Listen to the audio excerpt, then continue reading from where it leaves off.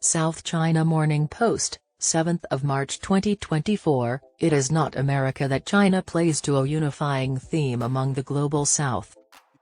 According to an analyst, a senior diplomat drew attention to escalating tensions between China and the United States regarding global governance during a press conference.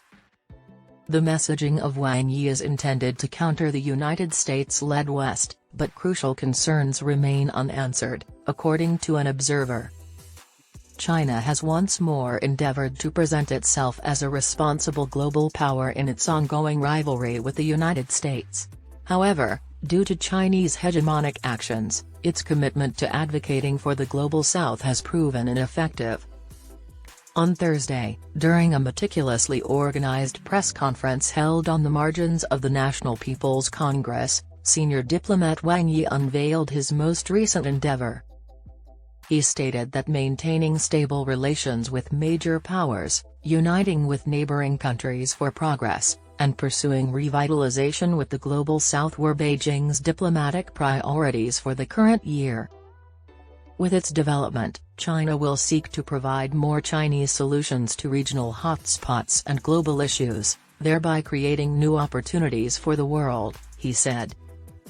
Although Wang addressed a broad spectrum of topics, the majority of which concerned relations with major powers, observers deemed his assessment of China's future position in a world increasingly dominated by its rivalry with the United States to be a crucial message.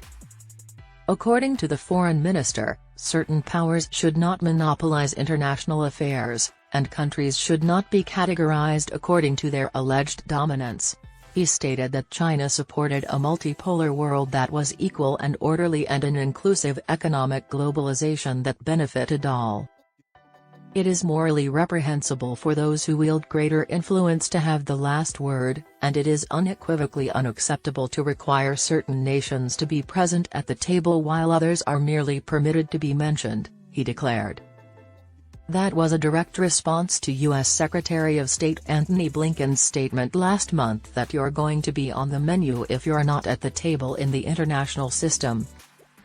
Wang reaffirmed Beijing's commitment to advancing high-quality Belt and Road cooperation, which he defined as an accelerator for the modernization of the entire world and an engine for the common development of all countries despite China's economic difficulties.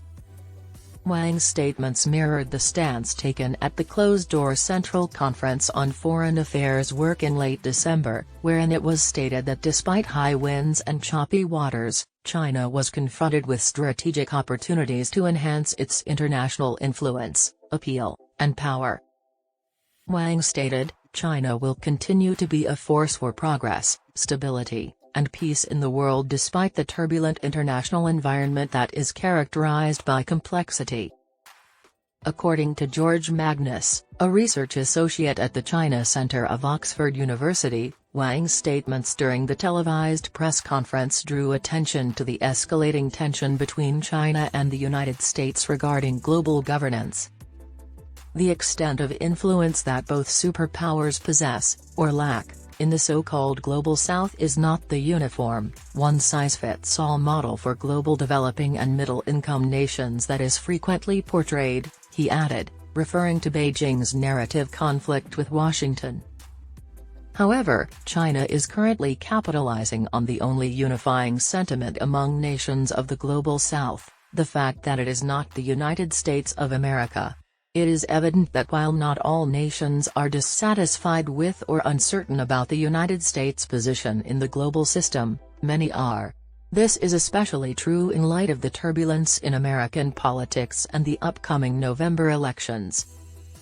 Wang Wen, Executive Dean of Renmin University of China's Chongyang Institute for Financial Studies, stated that containment and interference headed by the United States remain the greatest obstacle to the country's ascent.